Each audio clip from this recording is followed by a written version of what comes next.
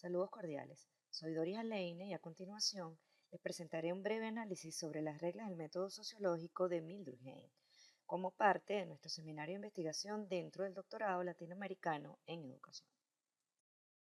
Antes de comenzar con el análisis, es importante mencionar que Émile Durkheim nace en Francia el 15 de abril de 1858. Estudió en la Escuela Superior de París y en 1882 se titula como filósofo y en 1887 también se titula en Letras y Ciencias Sociales y Educación.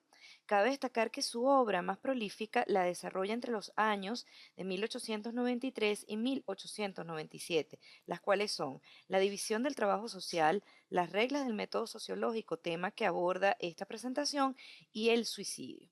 Para 1906 se hace titular de la Cátedra de Ciencias de la Educación y Sociología en la Sorbona. Para 1912 publica su obra Las formas elementales de la vida religiosa y fallece el 15 de noviembre de 1917.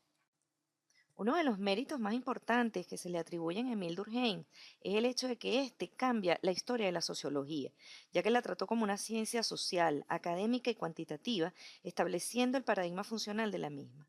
Asimismo, la plantea como una ciencia objetiva, específica, metódica y autónoma, con un objeto de estudio y no como una simple rama de la filosofía. Es importante señalar que para Durkheim el objeto de estudio de la sociología lo constituyen los hechos sociales, a partir de lo cual se produce una discusión profunda con la psicología, pues para Durkheim los hechos psíquicos tienen condiciones de evolución que son muy distintos a las de los hechos sociales. Durkheim plantea que la base del método sociológico radica en que los hechos sociales deben ser tratados como cosas, para poder ser abordados objetivamente. A partir de este planteamiento emerge entonces una interrogante. ¿Qué es una cosa? Desde ese planteamiento de Durkheim es todo conocimiento que no es naturalmente comprensible a la inteligencia, todo aquello de lo cual no podemos tener una noción adecuada por un simple procedimiento de análisis mental.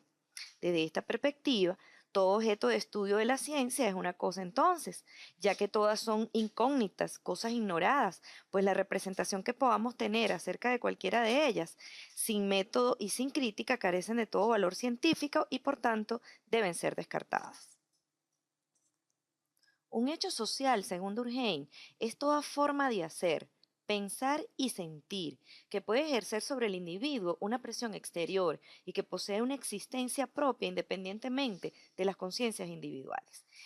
Es importante señalar que las características de los hechos sociales es precisamente que son externos al individuo y que además de esto están dotados de un poder coercitivo en virtud del cual se le imponen.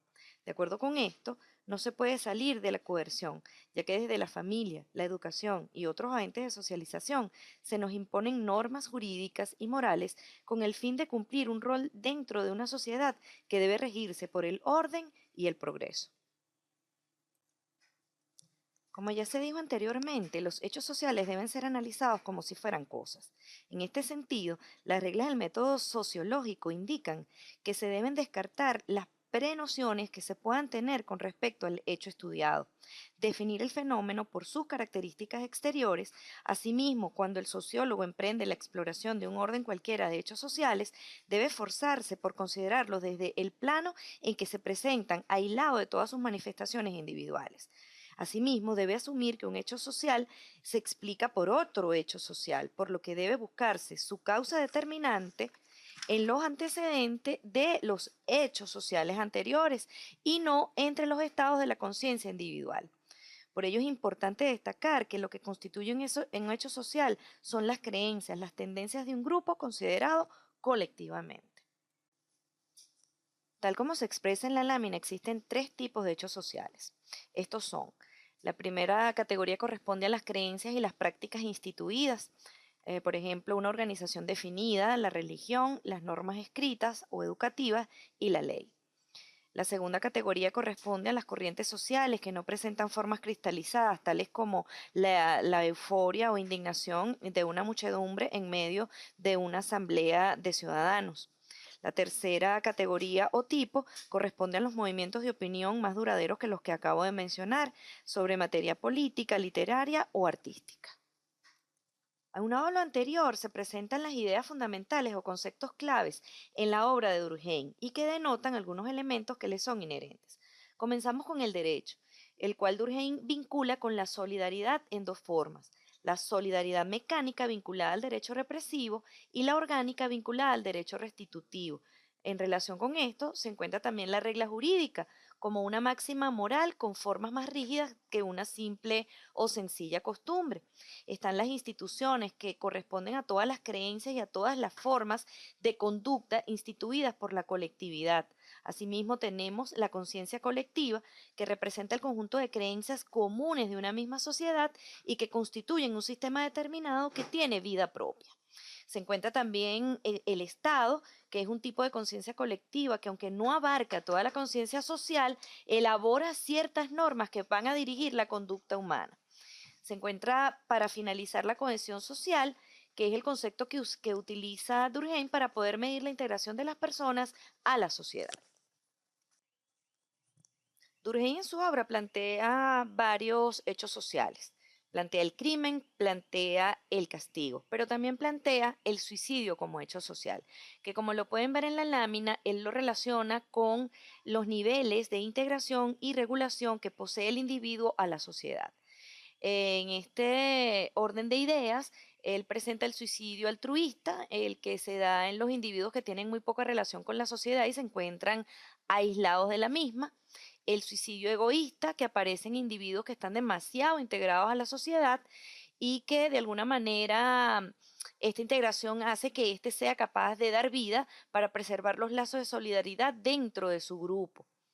Y el último es el suicidio anómico, en donde el individuo no acepta las normas de la sociedad y termina en frustración. En este mismo orden de ideas, entonces vemos en este gráfico cómo se especifican las causas que pueden traer como efecto algunos de los tipos de suicidio que ya se mencionaron en la lámina anterior y que tienen que ver con la descripción que hace Durkheim del suicidio como hecho social.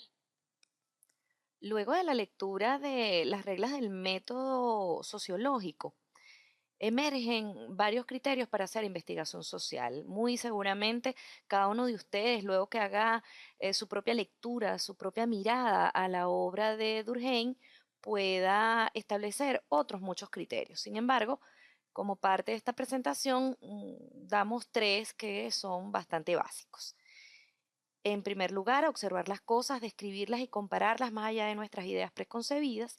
En segundo lugar, una vez que se determine el objeto de estudio, se debe evitar todo aquello que perturbe nuestra visión de la realidad. Y como tercer punto, suprimir los juicios personales y liberarse de las falsas evidencias. Esto va a permitir que podamos hacer una adecuada investigación social. Cierro este recorrido por las reglas del método sociológico con una frase emblemática de Emile Durkheim: el sentimiento es objeto de la ciencia, pero no criterio de la verdad científica. Soy Doris Aleine, muchas gracias por su atención y hasta nuestro próximo encuentro.